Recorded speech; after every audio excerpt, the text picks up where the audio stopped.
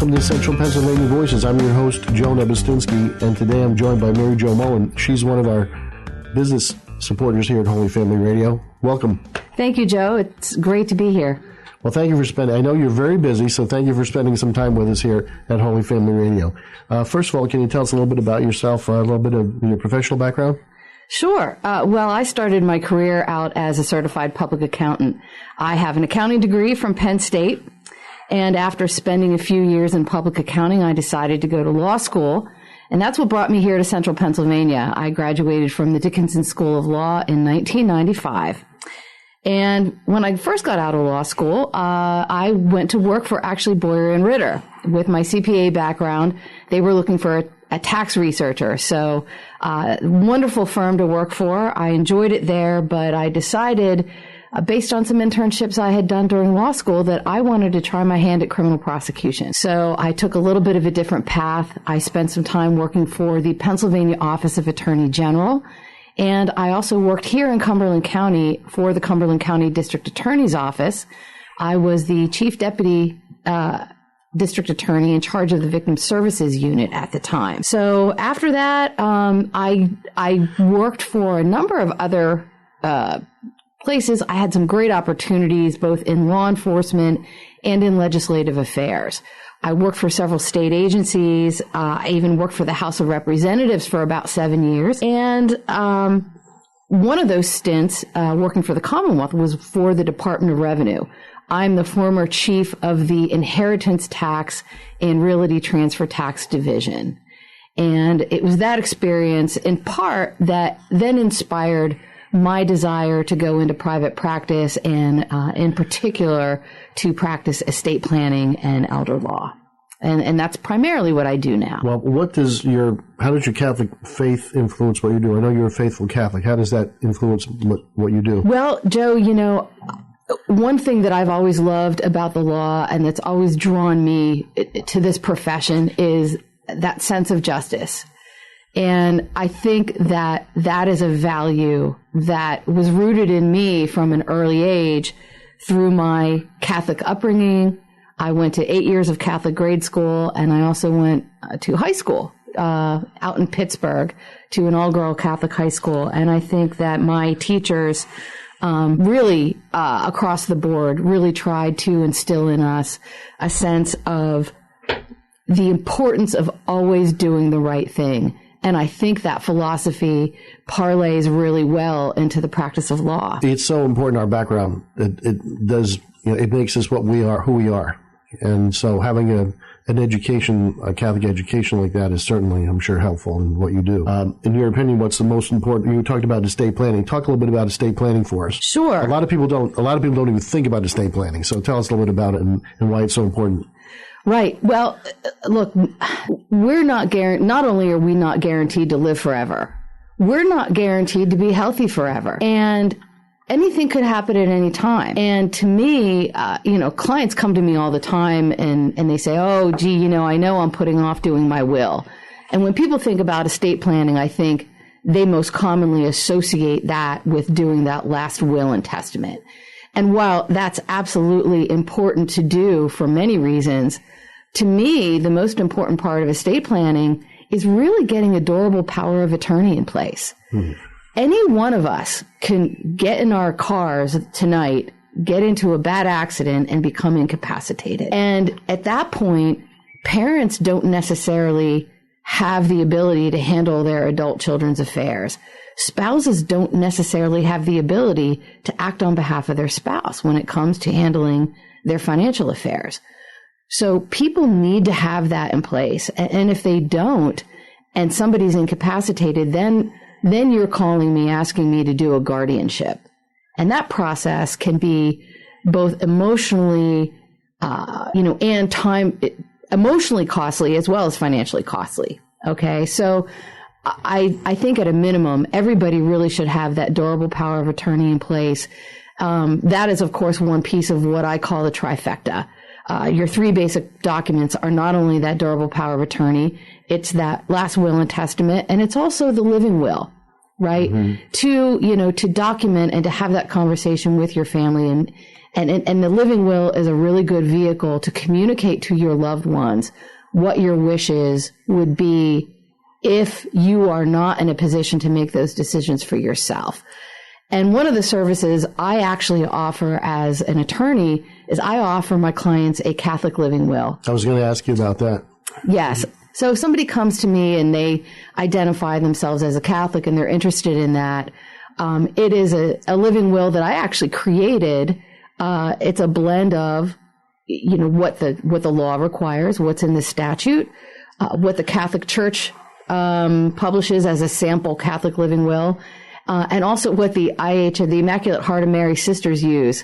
I have an aunt who is an IHM sister, and I had the opportunity to look at the document that they use for their living wills. So I sort of Frankenstein one of my own. I used to work with IHMs, and they're great. They're great sisters. Wonderful ladies. Yeah. I wanted to ask about that. So you're saying durable power of attorney, right? Correct. Now, I heard power of attorney. That is often, is it the same thing, or does durable, is that part of the official name of it? So, great question. Are there two different things? Right. So, a power of attorney is basically giving somebody else the authority to act for you. Okay. They can step into your shoes. So, a durable financial power of attorney gives somebody the ability to pay your bills, to actually buy things on your behalf, to handle your real estate, to make investments, very, very broad powers. Now, does the person still do they also have say in it also? Absolutely. How does that work? Yes. And that's actually an important distinction between a durable financial power of attorney and a durable healthcare power of attorney. With a durable financial power of attorney, that power is concurrent. And so as soon as somebody signs that durable power of attorney, that document comes to life. So not only does the principal, meaning the person that executes the document, still have the power to handle their own affairs, but their agent has additional power to handle those affairs. Now, with a durable healthcare power of attorney, we distinguish that because that durable healthcare power of attorney does not have the ability to act for the principal unless and until the principal cannot make their own healthcare decisions. Okay, yeah, thank you for that distinction, because I think there's a lot of confusion out there about that. Sure. So this is all things that we should be thinking about no matter what our age, right? Absolutely. And I always say, and the reason I say the will, while it's important, for most people, if you die without a will, there are laws on the books that direct your assets to your immediate family. And many of us don't have a whole lot of money to be fighting over anyway, correct? I hear that a lot, Joe, but here's the thing. You never know what your estate stands to inherit.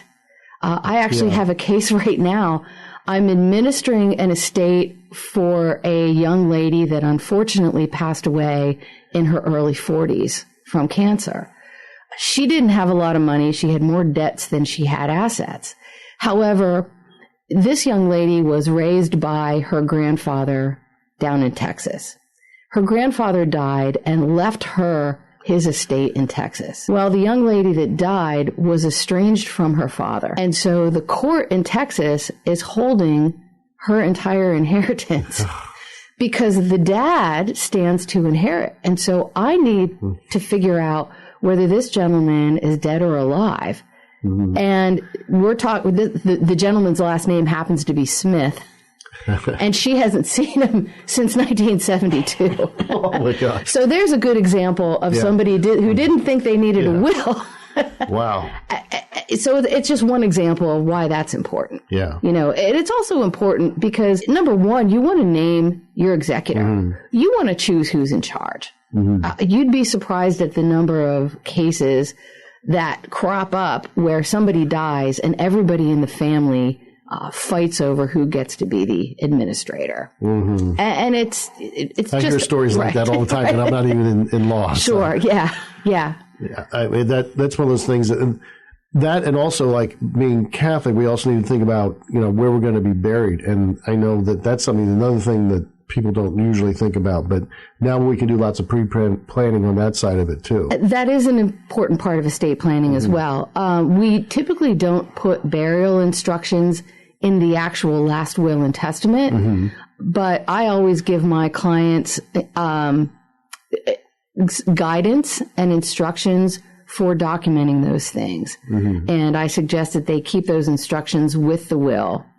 I also encourage, in some cases, it's sometimes helpful to make your funeral arrangements ahead of time. A lot of people nowadays are choosing to work with a trusted funeral home to do some pre-planning. And there are a couple of trusted colleagues I have in the area that I can sometimes refer to, you know, for folks that, you know, are interested in taking care of that so that their children don't need to come up with fast cash to pay the funeral bill. That's right. Because you don't know many times when that's going to happen. And having that, I know in my family, we've had, that's where it was prepaid. And so everything was already, they went through the funeral home and everything had already been picked out and all those decisions had already been made. And that made it so much easier for the family. It really does, Joe. You know, my parents did that. And just as a small example, you know, my mother picked out her casket. And my sister and I both commented at the funeral that, you know, that was a beautiful casket. We never would have thought that she would have made that choice. But it was really good to know that, you know, the casket that my mom was laid out in, you know, was one that she picked out. It was one that she wanted. And the same thing with my dad. My dad picked out his too, and we were happy that he did that. Right. So we want to try to do that for our children too, for my wife and I too. Sure. So yeah, there's so much to talk about in this thing. So basically what you're telling us is that no matter what your age is, you should now start to be thinking about estate planning. Is that what you're saying? I'm saying that any 18-year-old should be thinking about it because sadly, none of us is too young to die and none of us is too young to become incapacitated. People think that they don't need to worry about it until they're older, and that couldn't be farther from the truth. I struggle a lot when I get calls from hospital rooms, parents of young people, you know, who become incapacitated. And there's no durable power of attorney in place. Or God forbid, you know, that young person takes a turn for the worst. You know, it's nice to have those plans in place, even though that's the last thing an 18-year-old is thinking about. They need to. Well, I'm going to have to cut you off there. We're going to have to take a quick break. I appreciate you being with us. Mary Jo Mullen, our guest today on Central Pennsylvania Voices. We'll be right back after these messages.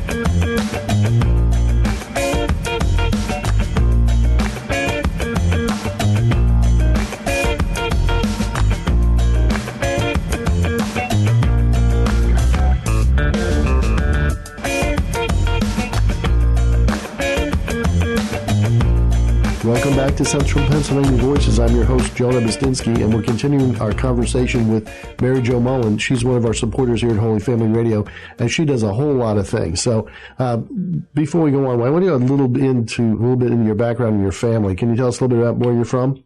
Sure. Well, Joe, going back, I have Irish roots on both sides of my family.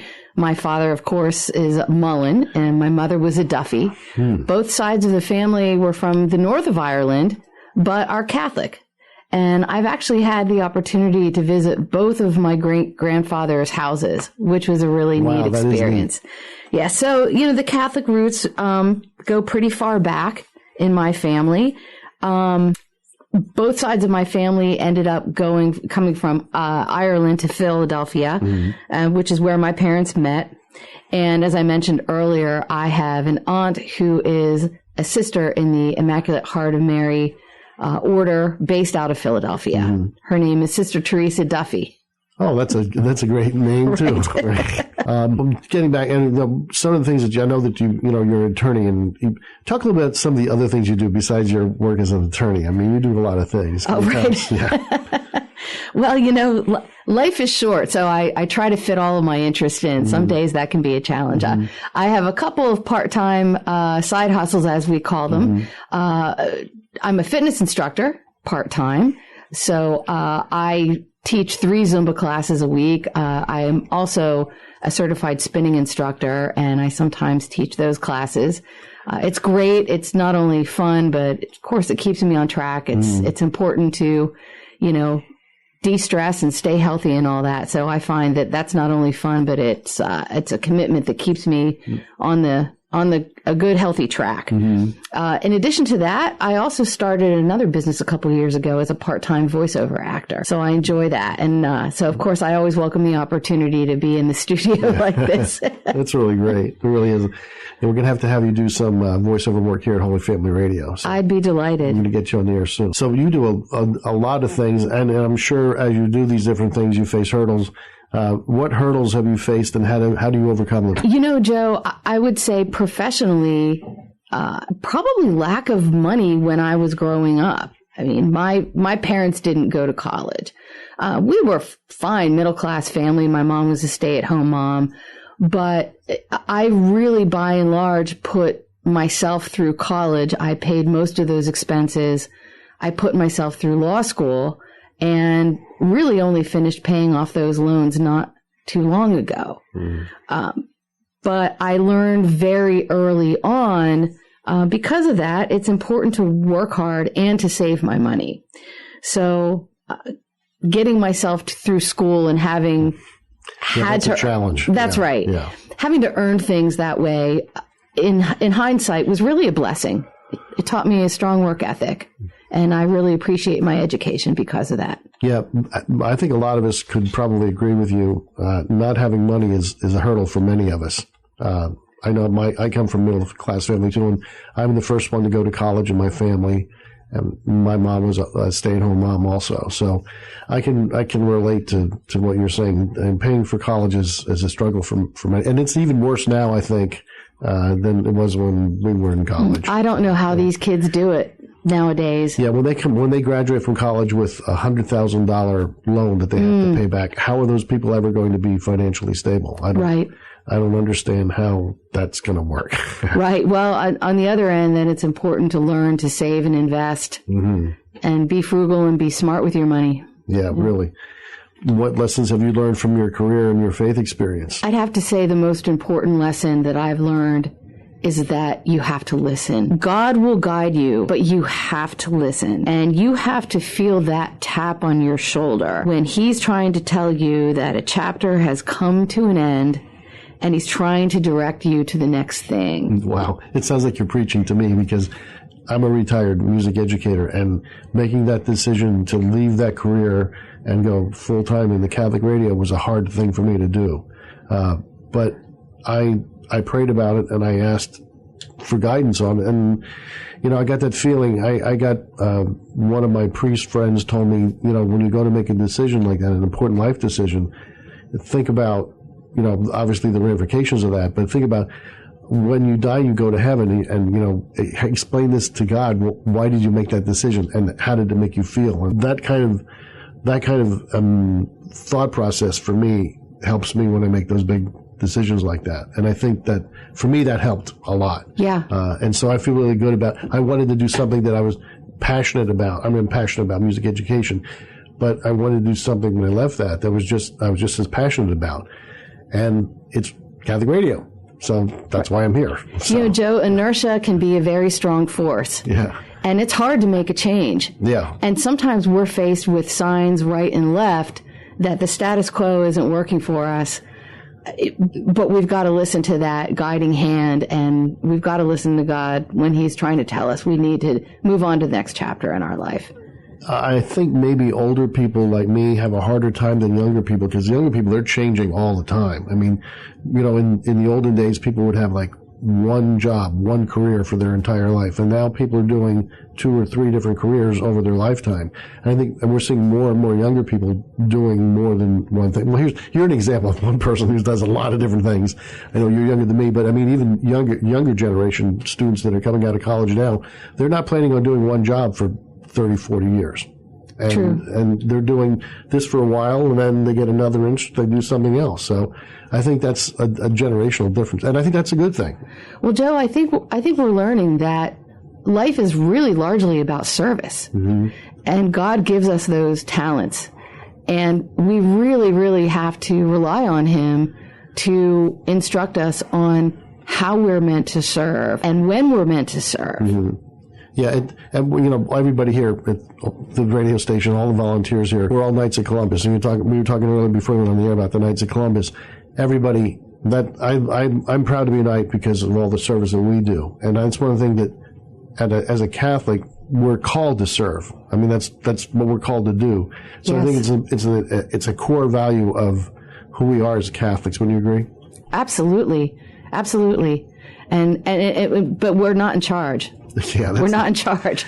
That's probably the most important lesson, is that we're not in charge and we need to listen to the one who is. Yeah. I was told one time by a priest that, look, we're in sales, not management. Right. So I have to be reminded of that often, because sometimes I want things to go my way and I think I'm in charge, and we're not. Like you said, we're not in charge. Truth. So. Absolutely. What church do you go to? What parish do you belong to? I belong to the Cathedral Parish of St. Patrick downtown. Joe Murphy is raising his hand, our technician here today, saying he's there also. It's a great place. And that is such a beautiful place to worship. What an amazing place to be. It certainly is. Whenever I get the chance, I like to go there because it is an inspiring place to be. I mean, when I go in there, I think, wow, it looks like there was no budget when they built this place. It was like, whatever it cost, build it. And I think that's what, when it comes to things for God, he deserves that, Or I go down to the cathedral in Washington, I mean, it's amazing the fact that we have such beautiful places to worship. Yes. And our cathedral is one of them. It is. I think as soon as you step foot in there, there's a lot of history there. Yeah. And it's a holy place. I don't care who you are. If you walk in off of the street, you're going to feel the presence of God in that building, I think. Oh, most definitely. Yeah, like I said, I really enjoy going there. And Joe Murphy is over here shaking his head. He's also agreeing. But as far as your faith goes, can you tell us a little about your faith experience? I think going back to just my roots and my education, and always remembering to do the right thing trumps all else. Right. You say you were brought up Catholic. Many people tell me that they walked away from the faith and then came back to it. Other people were able to stay with it their whole time, even through college and everything. What about you? Joe, I think people have different definitions, and practicing one's faith can mean something different to everybody. You have people that may go to church every Sunday, but forget about their faith during the week. You have others that may not be as strict on the Sunday and their rituals, but treat people with kindness and try to follow in Jesus' footsteps. Exactly. And it's not for me to judge or to look at either of those people and say one is the better Catholic. Yeah, but it's easy to point fingers at other people, isn't it? It is. So it's important not to judge. Yeah, we're so guilty of that. I don't know about you, but it's really easy to. Also, people's sins, people, if you don't like that sin, you're pointing at them. But a lot of people, there's a lot of sins going on in your life. Right. And I think that's one of the things I appreciate about our current Pope. I think he's been a leader in nudging all of us to look inward. That's right. I agree. Do you have a favorite scripture verse? I do, and quite frankly, when Jesus said the truth will set you free, to me, that's what it's all about.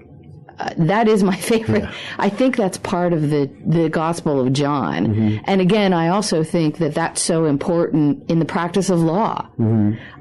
I believe I also heard that that's inscribed in the CIA building.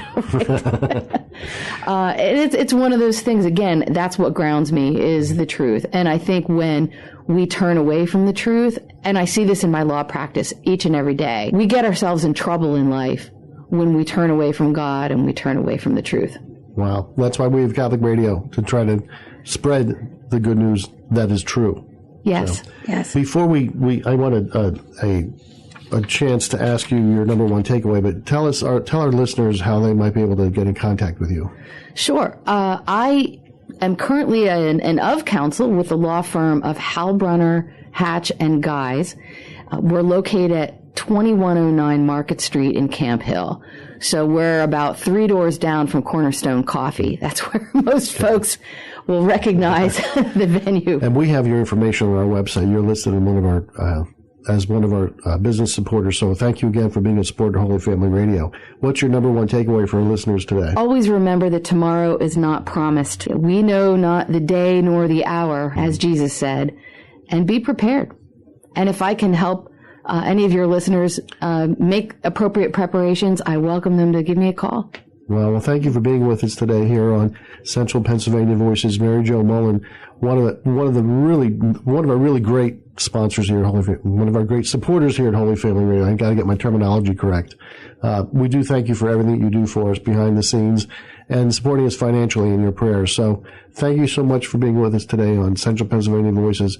And all of you listening, thank you for listening to Central Pennsylvania Voices on WHYF AM 720. Thank you again for listening. God bless. I'm Joe Nebustinsky. Bye-bye.